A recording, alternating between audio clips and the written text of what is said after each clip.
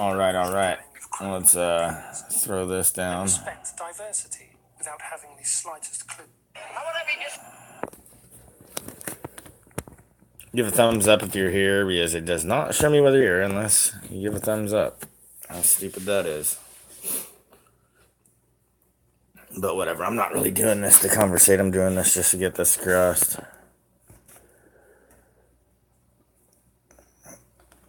How would I be disrespecting her culture? Is that not my culture? You don't have a fucking culture. I don't? No, you don't. Oh. We're fucking white. We don't have a goddamn fucking Are culture. you?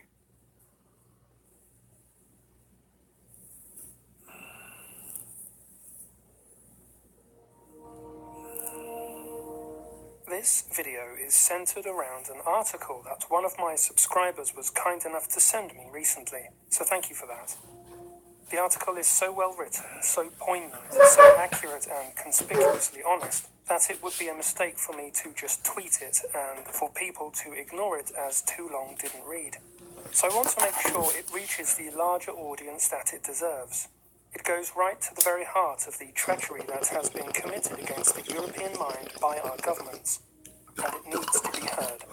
Until we have a firm grasp of what ails us as a civilization, we will continue to fight in vain to recover from it.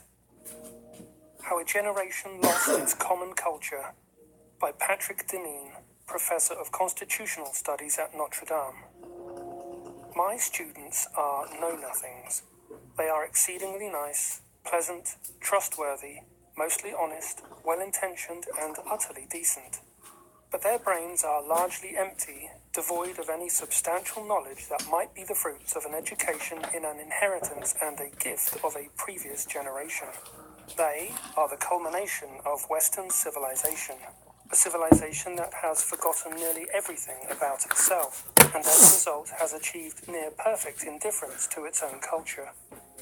It's difficult to gain admissions to the schools where I've taught, Princeton, Georgetown, and now Notre Dame.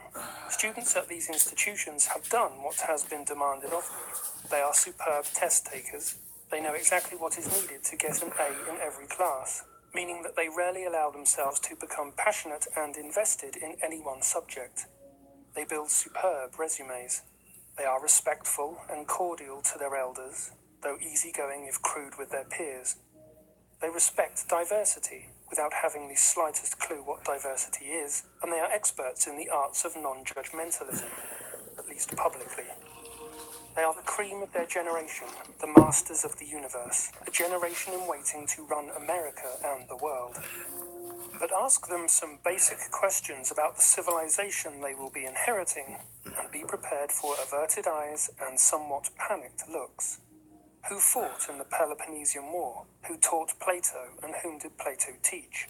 How did Socrates die? Raise your hand if you have read both the Iliad and the Odyssey. The Canterbury Tales? Paradise Lost? The Inferno? Who was Saul of Tarsus? What were the 95 Theses? Who wrote them? And what was their effect? Why does the Magna Carta matter? How and where did Thomas Becket die? Who was Guy Fawkes, and why is there a day named after him? What did Lincoln say in his second inaugural? His first inaugural? How about his third inaugural? What are the Federalist Papers?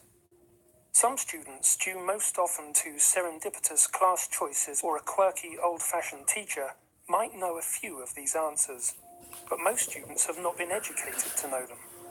At best, they possess accidental knowledge, but otherwise are masters of systematic ignorance. It is not their fault for pervasive ignorance of Western and American history, civilization, politics, art, and literature. They have learned exactly what we have asked of them, to be like mayflies, alive by happenstance in a fleeting present. Our students' ignorance is not a failing of the educational system, it is its crowning achievement. Efforts by several generations of philosophers and reformers and public policy experts, whom our students and most of us know nothing about, have combined to produce a generation of know-nothings. The pervasive ignorance of our students is not a mere accident or unfortunate but correctable outcome, if only we hire better teachers or tweak the reading lists in high school. It is the consequence of a civilizational commitment to civilizational suicide. The end of history for our students signals the end of history for the West. During my lifetime, lamentation over student ignorance has been sounded by the likes of E.D. Hirsch, Alan Bloom, Mark Bauerlein, and Jay Leno, among many others. But these lamentations have been leavened with the hope that appeal to our and their better angels might reverse the trend. That's an allusion to Lincoln's first inaugural address, by the way. E.D. Hirsch even worked up a self-help curriculum, a do-it-yourself guide on how to become culturally literate. Imbued with the can-do American spirit that cultural defenestration could be reversed by a good reading list in the appendix. Broadly missing is sufficient appreciation that this ignorance is the intended consequence of our educational system, a sign of its robust health and success. We have fallen into the bad and unquestioned habit of thinking that our educational system is broken, but it is working on all cylinders. What our educational system aims to produce is cultural amnesia, a wholesale lack of curiosity, historyless free agents, and educational goals composed of content-free processes and unexamined buzzwords like critical thinking, diversity, ways of knowing, social justice, and cultural competence. Our students are the achievement of a systemic commitment to producing individuals without a past for whom the future is a foreign country. Cultureless ciphers who can live anywhere and perform any kind of work without inquiring about its purposes or ends. Perfected tools for an economic system that prizes flexibility, geographic, interpersonal, ethical. In such a world, possessing a culture, a history, an inheritance, a commitment to a place and particular people, specific forms of gratitude and indebtedness, rather than a generalized and deracinated commitment to social justice, a strong set of ethical and moral norms that assert definite limits to what one ought and ought not to do, aside from being judgmental, are hindrances and handicaps. Regardless of major or course of study, the main object of modern education is to sand off remnants of any cultural or historical specificity and identity that might still stick to our students, to make them perfect company men and women for a modern polity and economy that penalizes deep commitments. Efforts first to foster appreciation for multiculturalism signaled a dedication to eviscerate any particular cultural inheritance, while the current fad of diversity signals thoroughgoing commitment to decultured and relentless homogenization. Above all, the one overarching lesson that students receive is the true end of education. The only essential knowledge is to know ourselves to be radically autonomous selves within a comprehensive global system with a common commitment to mutual indifference. Our commitment to mutual indifference is what binds us together as a global people. Any remnant of a common culture would interfere with this prime directive. A common culture would imply that we share something thicker, an inheritance that we did not create, and a set of commitments that imply limits and particular devotions. Ancient philosophy and practice praised as an excellent form of government a res publica, a devotion to public things, things we share together. We have instead created the world's first res idiotica, from the Greek word idiotes, meaning private individual. Our education system produces solipsistic, self-contained selves whose only public commitment is an absence of commitment to a public, a common culture, a shared history. They are perfectly hollowed vessels, receptive and obedient, without any real obligations or devotions. They won't fight against anyone because that's not seemly, but they won't fight for anyone or anything either. They are living in a perpetual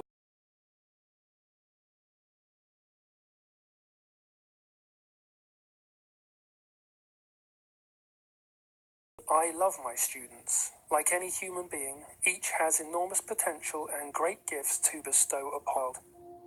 But I weep for them, for what is rightfully theirs but hasn't been given. On our best days, I discern their longing and anguish, and I know that their innate human desire to know who they are, where they have come from, where they ought to go, and how they ought to live will always reassert itself. But even on those better days, I can't help but hold the hopeful thought that the world they have inherited, a world without inheritance, without past, future, or deepest cares, is about to come tumbling down, and that this collapse would be the true beginning of a real education. So that's the end of the article. Our job as a movement is to shed light on the troubles of our people, and there is no greater trouble than the enforced amnesia, as detailed in the article, of who we Europeans really are. We live in a society where dependence on two incomes has made it a rare thing indeed for a man to be able to support his family and have his wife homeschool their children. So school is now as much of a babysitting service as it is anything else. Weakening parental influence over the lives of children has perhaps been the greatest victory of the modern, multicultural, globalist state. To this, add an anti-white media and political culture, feminism and political correctness, and you have a toxic mix indeed for any semblance of white identity. Our children are taught to respect the identity of others and pay no attention to their own. They are taught that they are not of a certain tribe, or that their tribe is so potentially evil that even to talk of it is to revive the spectres of the past. What our children are missing is an education about who they are, who we are, where we come from and where we need to be going. In short, they are being taught not to be themselves but to be global citizens, to be uniform workers who serve a nameless, formless creed of consumerism and diversity, to be people divorced from their ancestors and who teach the new culture of conformity to their offspring, to be people who consider curiosity a social indelicacy and the discussion of awkward truths social suicide, to be people at ease in a world where the only contrasting shades come in the form of the rainbow banner of mandatory tolerance. I have said many times that if you don't play identity politics will play you. And I think this is such an important truth for us to understand. I really hope Jordan Peterson is watching this. I really hope Sargon is watching this. This modern obsession with individualism is a completely inadequate response to the perils of the modern era. It is like trying to put out a fire with petrol. And this is a uniquely Western affliction. And Sargon et al. Are doing a terrible disservice to our people by luring them further into this trap of disconnection and isolation. To see the absolute lunacy of where these so-called liberalists are, I want to play you a short clip of a recent event at which Sargon was a panel member. It's very difficult because, I mean, Jewish people do very well in our societies. They're often, and that's to their credit, they work hard, you know. It's not that this is illegitimately gained. But then, I can see why people are resentful that successful, rich, well-off people who are well-connected, who are socially very advanced, are then playing the game of identity politics as well. I can see why it doesn't seem fair. You know, it seems like an unfair defense, an unfair advantage that they have. And that's not a common... like, if someone would say, well, that's an anti-Semitic thing to say, it would sound to me like someone criticizing feminism being called a misogynist. You know, to me, it's just another brand of identity politics. But it's not an indictment of Jewish people. It's not to suggest that they've done, you know, nothing wrong by playing identity politics. Everyone, I think, who's playing identity politics is doing something wrong inherently. But it is an issue that I think a lot of people do notice, and I think it is something that has to have an honest conversation regarding it. They've got to be honest. You can't just shout people down when they point this out, because it is a real thing they're pointing out. Jewish people are very smart. They work very hard. Of course they're successful. If we want to even have any idea that we're living in a meritocracy, if Jews weren't succeeding in our societies, they must be being held back. But they're not. They're doing great because they're not being held back, because they do work hard, because they are smart. We need Jewish people, unfortunately for them, have got to drop the identity politics. I'm sorry about the Holocaust, but I don't give a shit. I'm sorry. The ignorance and arrogance of this clip are truly breathtaking. From where does he get the moral authority to tell anyone to cease being a loyal member of their ethnic group? And why would any successful ethnicity with a strong in-group preference want to trade its success for the delusion that collective identity doesn't matter? I think Alan Dershowitz has something to tell us about the likely response to such a proposition. People people say Jews are too powerful, we're too strong, we're too rich, we control the media, we have too much this, we have too much that. And we often apologetically deny our strength and our power. Don't do that. Don't do that. We have earned the right to influence public debate. We have earned the right to be heard. We have contributed disproportionately to the success of this country. Never, ever apologize for using That our doesn't mean you strength should and run our it. influence in the interest of peace. And if you need a biblical source for it, remember the psalmist who said, Hashem owes li'amo yitain. God will give the Jewish people strength, owes. And then, only then, Hashem yivarech et amo b'shalom. Only then will God give the Jewish people peace. Peace will come for the Jewish people and the Jewish nation only through strength. Never apologize for using your strength for peace. Thank you. So whose vision of the political future do you think will prevail? The collective culture, history, and identity of the European peoples are the best article, and I quote, I can't help but hold the hopeful that the world they have inherited, a world without inheritance, without past, future, or deepest cares, is about to come tumbling down, and that this collapse would be the true beginning of a real education. Until next time, be well. All right, just wanted to throw that out there. I had one more. It's gonna have to be a short night. I just wanted to get both out.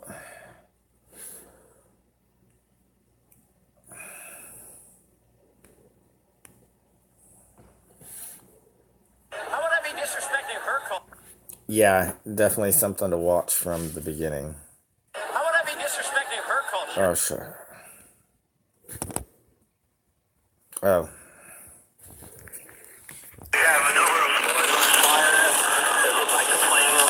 So what I'm going to do right now is I'm going to crunch 1,400 years of Islamic history in 5 minutes and make it as exciting as I can possibly make it. Because I hated history when I was a little girl. At this age, I appreciate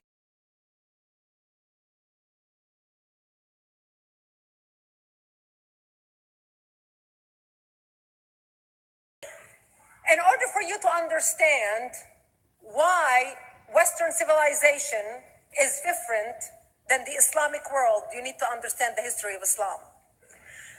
When Prophet Muhammad supposedly revealed his revelation from the angel Gabriel that he is supposed to be the last of the prophets in the early 600s, he started preaching in his own city, Mecca.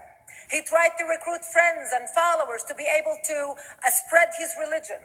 And he tried for 12 years and failed. And after 12 years, he was only able to recruit his immediate family and friends. So he decided, if I go to Medina, which was the Jewish hub of Arabia, the business hub where the Jews lived, if I go there and preach my religion to them, if they accept me, that will buy me respect and stature between my own people, and they will accept me. So Prophet Muhammad started borrowing a lot from the Old Testament to make his religion more palpable to the Jews, to make it a lot similar. This is why you see a lot of similarities between Judaism and Islam. For example, Jews don't eat pigs, Muslims don't eat pigs. Jews pray a few times a day, Muslims pray a few times a day. Jews fast on Yom Kippur, Muslims fast on Ramadan. And this is why you started seeing a lot of good writing in the beginning of the Quran when Prophet Muhammad was saying all the good things about the people of the book. He took his message and went to Medina trying to recruit the Jews, talking about the people of the book, talking about how similar the two religions are. When they refused to accept him and follow him as the last of the prophet, that's when he turned against them and started killing them and started expelling them. That's when Islam went from a spiritual movement for the first 12 years of Islam into a political movement cloaked in religion after the year of the Hijrah, after Muhammad went to Medina and the Jews did not accept him. He became a military warrior and declared war on them and started expelling them. Jews and Christians became dhimmi, or second-class citizens. They were only allowed to stay alive and not be killed only by paying the jizya or the protection tax. So they had a choice: convert to Islam, or if you want to stay alive, you have to pay the jizya or protection tax, living as dhimmi in the Islamic nation. Christians and Jews could not ring church bells. Jews could not blow the shofar. Christians could not ring church bells. They could not pray publicly. Christians and Jews could not gather together and build new churches or new temples. And the way they paid the jizya or the protection tax was in a monthly ceremony where they would get together downtown, and the Jew would kneel on his knee and hand his goods to the mullah, who would take the goods as the price for buying the protection. And in many areas, Jews and Christians were given necklaces to wear as a receipt that they paid their jizya or their protection tax. Jews considered najis under Islam. Najis is bodily fluid. Najis is garbage. Najis is dogs. Najis is dirty. So Christians and Jews were treated as second-class citizens. Islam continued to grow. As Islam grew, more people became dhimmi or second-class citizens. Jews and Christians were given identifiable clothing. The yellow star, which was given to the Jews that most people think is a German invention. It was actually an Islamic invention in the 9th century in Iraq by the second Khalif al-Mutawakkil of Iraq, who invented the yellow star for the Jews to be identified as they walked down the street. Because Jews were considered najis, if a Muslim man or a Jew walked on the same side of the street, the Jew had to cross the other side so the Muslim man can walk, so he's not dirtied by the filth of the Jew. Christians were given the zunar, the belt, which most of you men are wearing right now. That was an Islamic invention for the Christians. Islam continued to grow. They went all the way to Jerusalem. They conquered Jerusalem. Christians couldn't ring their church bells in Jerusalem. The Pope in Rome in 1090 told the Christians, how could you sit idly by and allow your brethren to suffer like this in the Holy Land? You need to go liberate the Christians. You need to go help the Christians. That's why the Crusaders were launched. The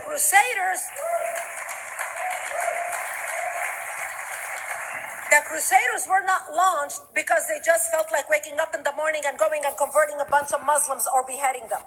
The Crusaders were launched to liberate Jerusalem, and they were able to liberate Jerusalem for less than 100 years before Salah ad-Din al-Ayyubi, Saladin, took it back, and Jerusalem remained under Islamic control until 1967, when the State of Israel liberated Jerusalem, where Christians, Jews, and Muslims could pray under the same sky.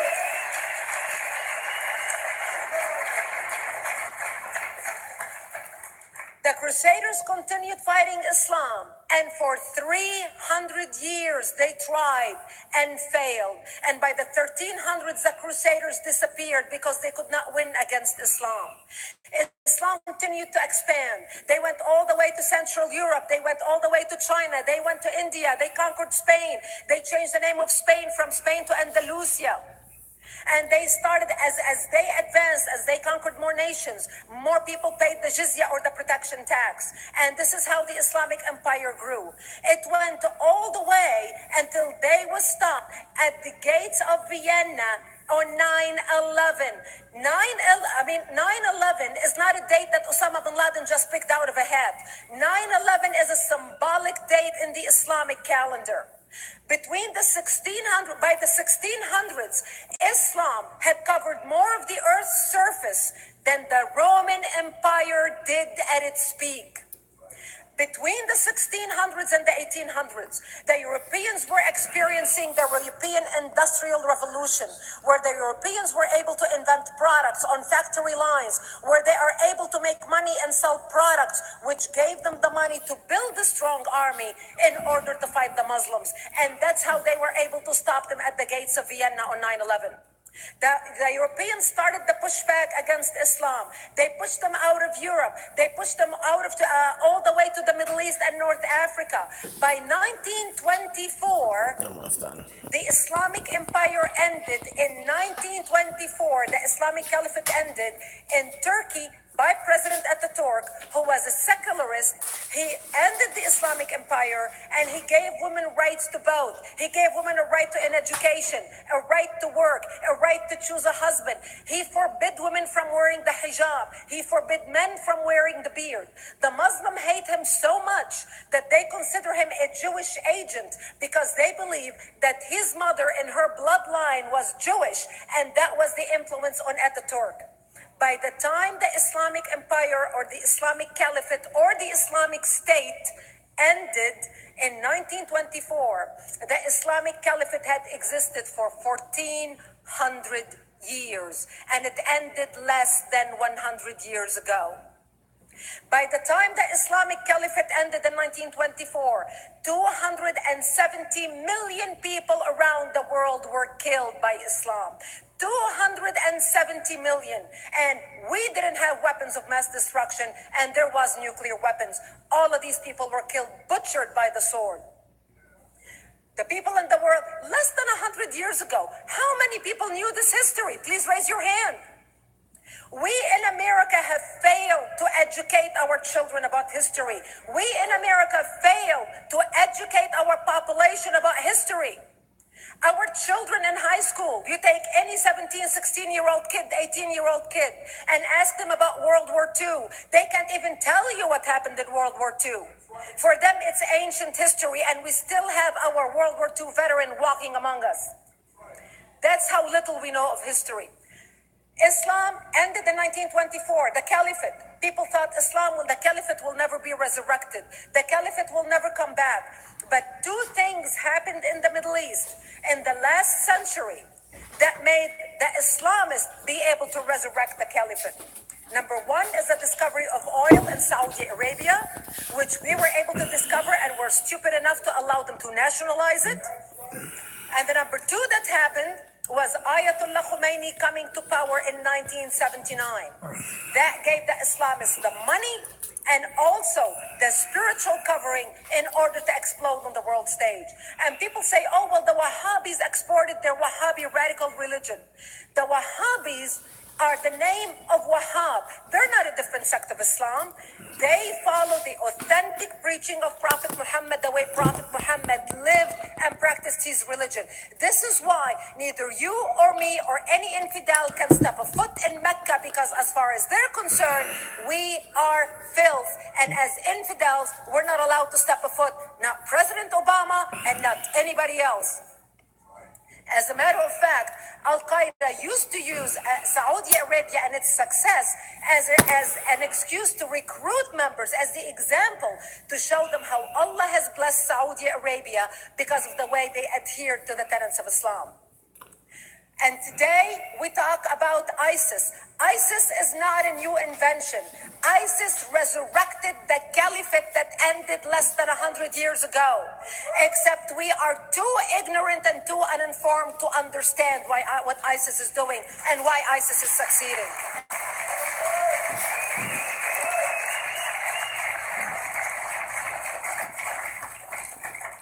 Two things you need to understand about Islam and the principles of war in Islam. One is the law of taqiyya, which means lying and deception. It means that a Muslim man can lay his hand on the Quran and swear that he is telling the truth, knowing that he is lying, but also knowing that the Quran will forgive him because he is advancing the cause of Islam. The second thing you need to know about is that the Treaty of Al-Hudaybiyah, which is an Islamic principle of war and a model on how to deceive your enemy when you have to sign peace treaties with your enemy. And it is based on an example by Prophet Muhammad. Prophet Muhammad was attacking the Meccans and their caravans when he was living in Medina. One day he attacked them because this is how he got the goodies. He would attack them, rob them, and spread the goodies among his men. And this is how he was able to recruit, because this is how people made money without working. And so he attacked the Meccan caravans. when he realized he's not able to defeat the Meccans in that city of Al-Hudaybiyah, in that place, he signed a 10-year treaty with them. Does that sound familiar? A 10-year treaty with them that says he will not attack them, he will have peace with them, he will not declare war on them. Muhammad used the treaty for 2 years to build his military, strengthen his army, and when he realized he was strong enough to attack his enemies when they least expected it because they thought they had a peace treaty with Muhammad, he broke the treaty, attacked them 2 years later, and Mecca fell within 24 hours because they were not expecting the attack. And that became a principle of war in Islam. And to give you an example of how that is practiced, this is why anything signed with Iran means nothing to them. And to give you an example of how this law has been put to use in recent history, Yasser Arafat, who's not an Islamist, but he is a Muslim, met with the Israelis and signed the Oslo Accord in 1993. Remember all the handshaking at the lawn of the White House? The Oslo Accord, Yasser Arafat used the peace treaty, the Oslo Accord with Israel, to get Israel to bring him back and give him his territory, finance his military, train his police, and give his police the weapons. Yasser Arafat broke the Oslo Accord 8 years later, didn't even wait 10 years, and declared the second intifada in 2000, and all hell broke loose. He used the same treaty to win and deceive against his enemies and deceive his enemies. When Jordanian press, after Yasser Arafat signed the Oslo Accord with Israel, and Egyptian press would interview Yasser Arafat, and they would say, how could you sign a peace treaty with the devil? How could you sign a peace treaty with the Jews? Yasser Arafat will tell them, remember Hudaybiyah. That's all he would have to say.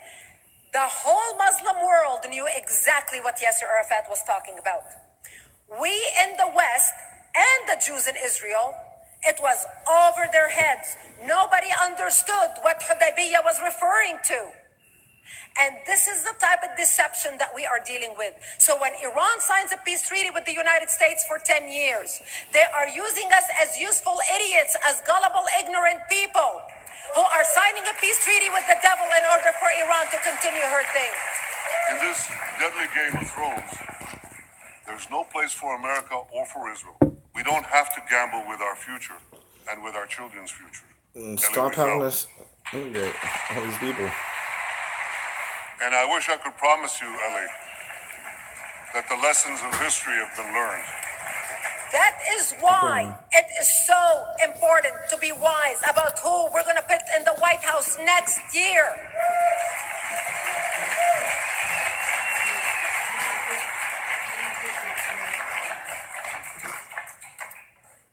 This is why it is very important that whoever we're going to elect next year to office, that the next president be well informed about the history of radical Islam, understand our enemy, understand what ISIS is all about, understand what their end goal is. And this is exactly, people are wondering how come ISIS is having such success recruiting people from all over the world. They exploded all over the world.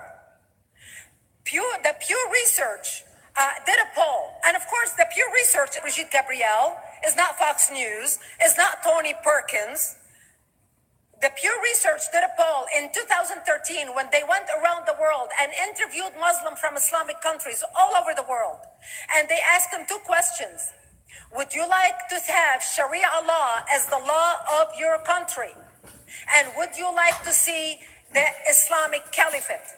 And remember, this was in 2013, before ISIS. The 5 top countries in the world, in the Islamic world, the 5 top Islamic countries: Indonesia, 204 million Muslims.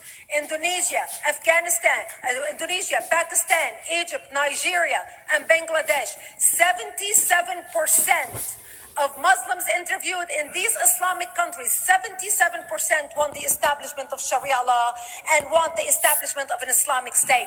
That means 77% of the world, quote, moderate Muslims agree with the establishment of ISIS and what ISIS is doing. Islam as a religion is a lie wrapped with some facts and truths. I want the truth. You can't handle the truth. Quite a bit.